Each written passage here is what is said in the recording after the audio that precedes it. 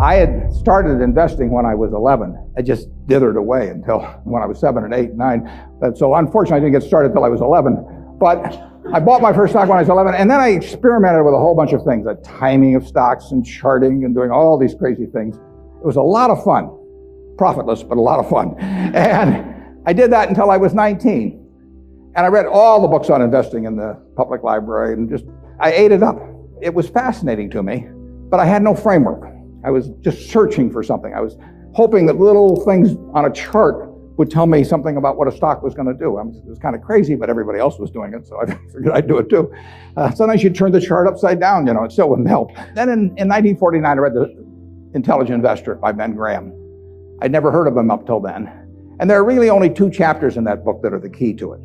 But they set my philosophical framework for investing in 3 ways. They're so basic and so simple, it's hard to understand how they could be that important, but the 10 Commandments are simple. The first is that a stock is part of a business. I mean, you can't think of a stock as something different. You value a business, and then you divide by the shares outstanding. But what you have to think about is what kind of a business are you getting into, what are its economic characteristics, who are its competitors, what's its management like, all of these things that relate to a business instead of a little ticker symbol.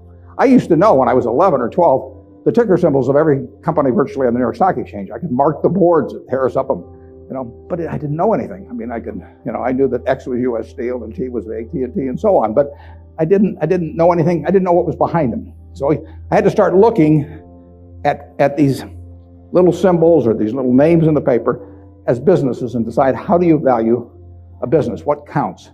The second thing in the book is that Graham gives you a marvelous set point in terms of how the investor should react to stock market fluctuations. He talks about his mythical Mr. Market in chapter 8. And there's been no better thing written in terms of the investor's attitude toward stock prices. Most people react the wrong way to stock prices. I mean, they feel good when their stocks go up, they feel bad when they go down. They think the stock market is there to instruct them. And Mr. Market is this partner you have in investing. He's a remarkably obliging partner. This guy comes around every day and he tells you what he'll pay you for your interest in the business or what he'll sell you more at the same price. Nobody ever does that in private business. If you and I owned a gas station together, and I said, every day I want you to come in and offer me your half interest in the station, and I can either buy your half or sell you my half at the same price, and you have to come in every day and do it, you'd be at a terrible disadvantage.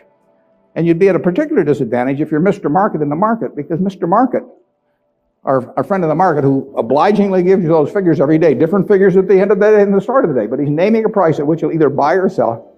The beautiful thing about him is that this guy is an alcoholic manic depressive.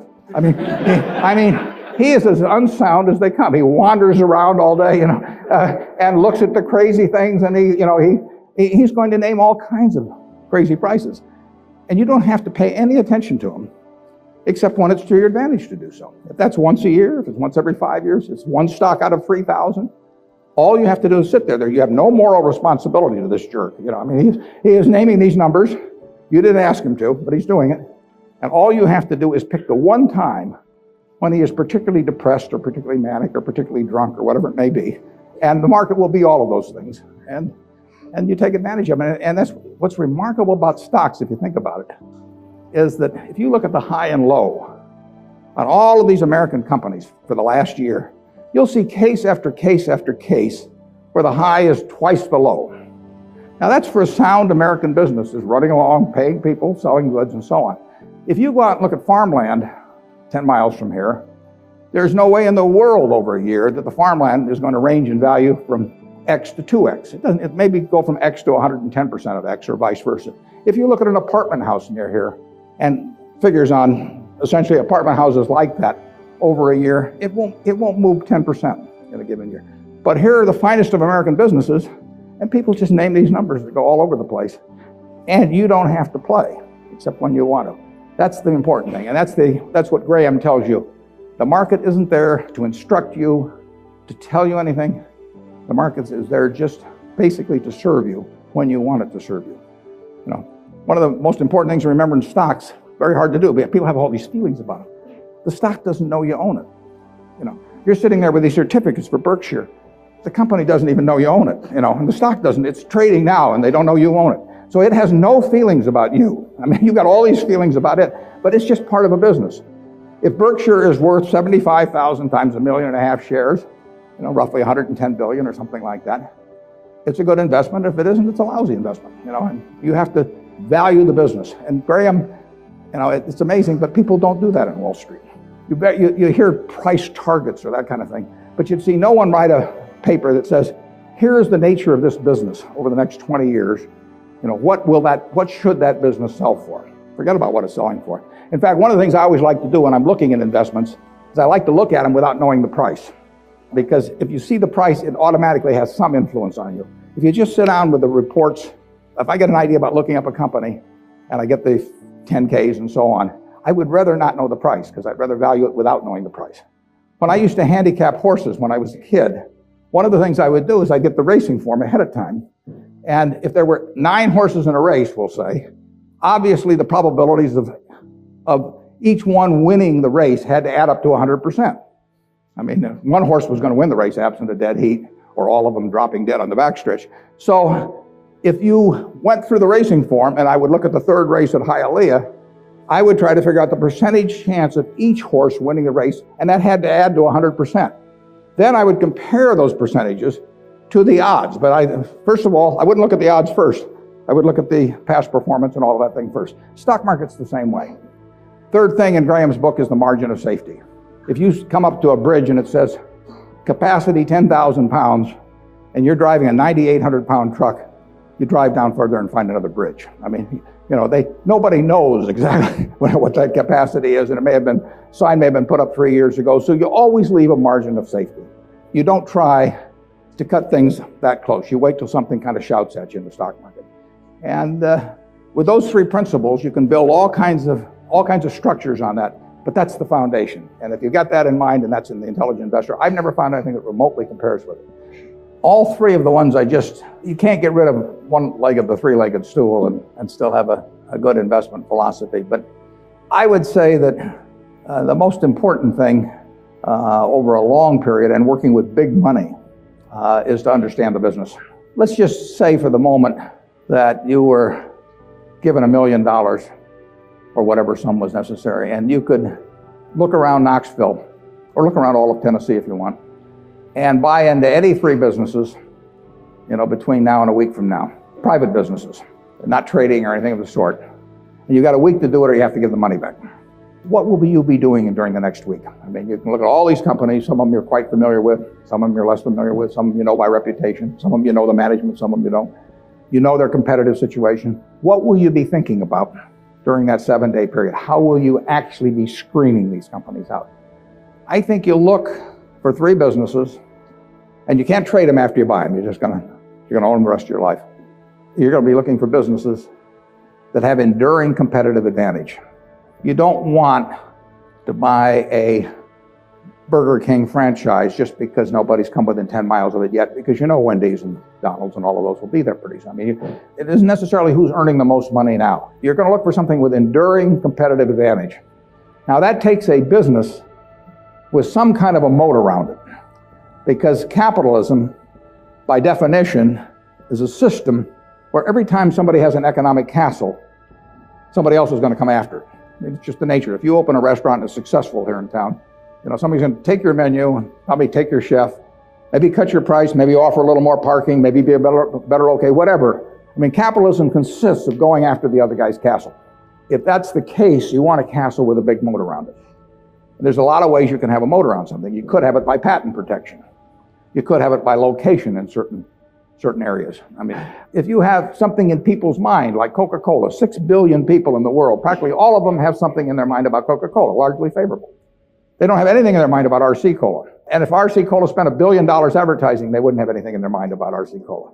But they've got something in their mind about Coke, and generally it's favorable. That's why Coke wants to be where people are happy, because they want to be at the theater. They want to be at Disney World. They want to be at the World Series. They want always have you drinking that drink of Coca-Cola while at the same time experiencing happiness. And if they do that, they're going to sell a lot of Coca-Cola. And it won't make any difference if somebody is a half a cent less on some serving than Coke. So that's an enduring competitive advantage. And you want it run by honest and able people. You don't want to go in with a crook, and you don't want to go in with a dope.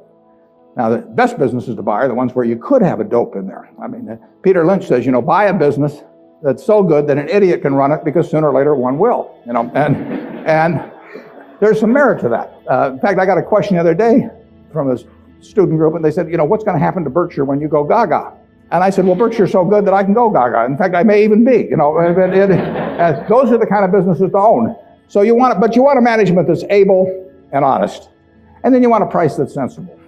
And that's what you'd look for. You'd go around Tennessee, got a week to do it, and you'd immediately screen out a whole bunch of things. You just know that they weren't a fertile area. That's an important thing to be able to do, to know, just get rid of all kinds of things. There was a great article in the New Yorker 30 years ago when Bobby Fischer was playing Spassky in a famous chess match which drew attention around the world. And they examined how the mind could, with billions and billions and billions of possibilities, how it could group things so as to immediately cast it down to where you had like 4 options. And of course, when the humans play something like deep thought, or whatever the latest version is of the computer on that computer is making maybe 700,000 or 1 million calculations a second. And the human mind is competing against that, but the computer is checking every possibility. And the human mind somehow has this ability to cast out 99.999% of those things that the computer has to go through in order to focus on the 3 or 4 possibilities that really make sense. And investing's a lot like that. It's not that tough because there aren't that many companies, but you want to cast out all kinds of things. If somebody told me that my life depended on picking among the Dow Jones stocks a group of 10 that would be the best performers or outperform the index as a whole, I would spend my time thinking of the worst companies in there. I would cast out things, and then I would figure I left those behind, and that's an easier way to approach the problem, actually, than trying to pick the 10 best. If you were thinking about the state of Tennessee, there's a whole lot of things you wouldn't examine. You just figure they're too tough. You might decide, car dealerships were too tough. It's always going to be competitive. Who knows whether Ford or General Motors are going to be selling more cars 5 years from now, or whether there's going to be tariffs on foreign cars, or who knows. So you just say, I'll give up on car dealers. I'll think about something else. And that approach that you use there is the same approach you really want to bring to the stock market. You've got 3,000 companies tonight you can look at on the New York Stock Exchange. There's a valuation on every one of them. It'll change tomorrow. You don't have to play. Once a year, if you have 5 good ideas in your lifetime, you get very rich. I tell students sometimes they'd be better off if they had a punch card when they got out of school with only 20 punches on it. Because then, instead of listening to somebody at a cocktail party and then going out the next morning and buying some shares, they'd really think about every punch. That's all the punches you get. 20 punches is plenty. You just have to make sure that you don't do any of them for frivolous reasons. We never want to buy anything small at Berkshire. It just doesn't make any difference. We want to think about things that can move the needle. And that gets tougher as the capital gets greater. But that's the way to focus on investments.